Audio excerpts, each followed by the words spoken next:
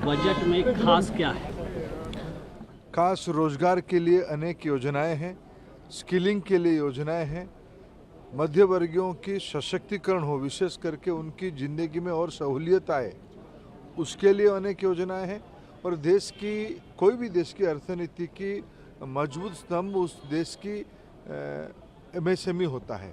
इस बजट में ये चारों सेक्टर के लिए एम्प्लॉयमेंट, स्किलिंग, एमएसएमई और मिडिल क्लास, ये 4 फोकस एरिया है। इस बजट में पहली बार 11.11 लाख करोड़ रुपया की कैपिटल स्पेंडिंग हुई है। इस बजट में रोजगार, शिक्षा, स्किलिंग के लिए 1,48,000 करोड़ रुपया की वित्तीय प्रबंधन किया गया है। इस बजट में अनेक दिनों से जो हम लोग पूर्व भारत से आते हैं, उन लोगों की एक अपेक्षा रहती है, हमारी मेहनत से देश की अर्थनीति चलती है, कब हमारे गांव में देश की अन्य हिस्साओं की, अन्य इलाका की तुलना में हमारे भी विकास होगा। इस बार पूर्वोदय की कल्पना को बजट में स्थान देके माननीय प्रधानमंत्री जी की जो आश्वासन था, जो दायित्व था पूर्वी भारत के प्रति, उन्होंने पिछले 10 साल से अनेकों कदम उठाए हैं, लेकिन इस बार बजट में पूर्वोदय एक कल्पना देके उसको एक मजबूत कदम उसके ओर बढ़ाया गया है। बिहार, झारखंड, बंगाल, उड़ीसा, आंध्र, ये सब इलाका में ढांचागत स्पेंडिंग बढ़े, वहाँ की इंफ्रास्ट्रक्चर बढ़े, इसके ऊपर जोर दिया गया है। इस बजट में प्रधानमंत्री आवास योजना को महत्व दिया गया है।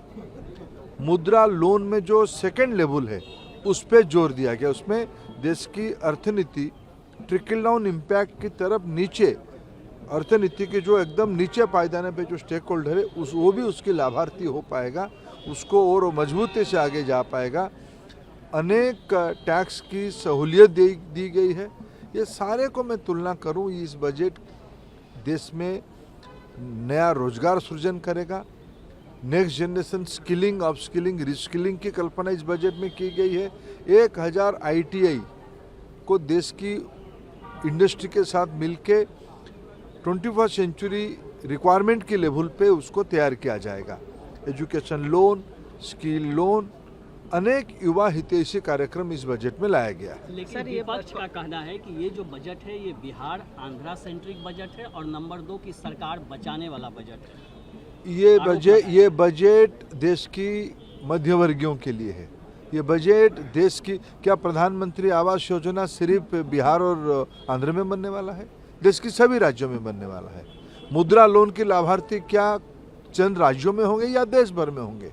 स्वनिधि देश के गरीब स्ट्रीट हॉकर्स के लिए, स्ट्रीट वेंडर्स के लिए उपलब्ध है। क्या सिर्फ कुछ राज्यों में रहेगा या पूरा देश में रहेगा? विपक्ष एक नकारात्मक मानसिकता से गुजर रहा है। विशेष करके कांग्रेस पार्टी लगातार तीसरी बार फेल हुई है। इसकी हताशा उनको सब चीज में दिखता है। इस बजट को मैं स्वागत करता हूं। सर, इंटर्नशिप की एक नई योजना आई है, उसमें 1 करोड़ युवाओं को उसका लाभ मिलेगा, लेकिन कांग्रेस का कहना है कि ये उसका जो मैनिफेस्टो था उसको कॉपी किया है। चिदम्बरम जी ने इस पर ट्वीट भी किया है। देखिए, फाइनली किया तो हमने ना, लोगों ने आपको तो मौका नहीं दिया।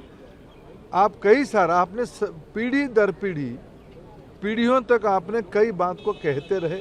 आपको लोगों ने पिछले में कह रहा हूँ ना, कांग्रेस पार्टी तीसरी बार फेल हुई है, इसीलिए तो नाम अभी कटा लेना चाहिए।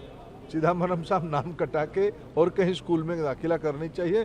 लोगों ने उनको रिजेक्ट किया है, हम लोगों के लिए काम किए हैं। 10 साल में पहली बार फ्लड को भी एड्रेस किया गया है। बिहार के फ्लड से बहुत परेशानी लोगों को होती थी और इस सरकार ने 11,500 करोड़ रुपए देने का ऐलान किया है। मैंने वही कहा ना कि देश में पूर्वी भारत को महत्व मिला है। पूर्वी भारत की मेहनत का श्लोक देश की अर्थनीति में गति लाते हैं। उनके मन में रहता था कि हमारी इलाका कब पश्चिम जैसे, दक्षिण जैसे, उत्तर जैसे विकसित होगा। इस बार बजट की जो आउटलाइन है, जो एक टेम्पलेट बनाई गई है पूर्वोदय, और इस विषय को मैं तो सौभाग्यशाली हूँ, उस पहला मीटिंग का मैं साक्षी हूँ। उड़ीसा की एक जनसभा में 2015 में माननीय प्रधानमंत्री पूर्वोदय के बारे में पारादीप रिफाइनरी को लोकार्पित करते हुए कहा था। वो उसमें निरंतर कहे, पूर्वोत्तर भारत के बारे में कहे, पूर्वोदय के बारे में कहें, अरे सारे सिर्फ बिहार में फ्लड कंट्रोल की बात नहीं कही, उन्होंने आसाम को भी कही है। ये सारे लंबे समय की मांग होती थी उस इलाके की, भारत सरकार ने इस बार उसको प्राथमिकता और दी है। आखिरी सवाल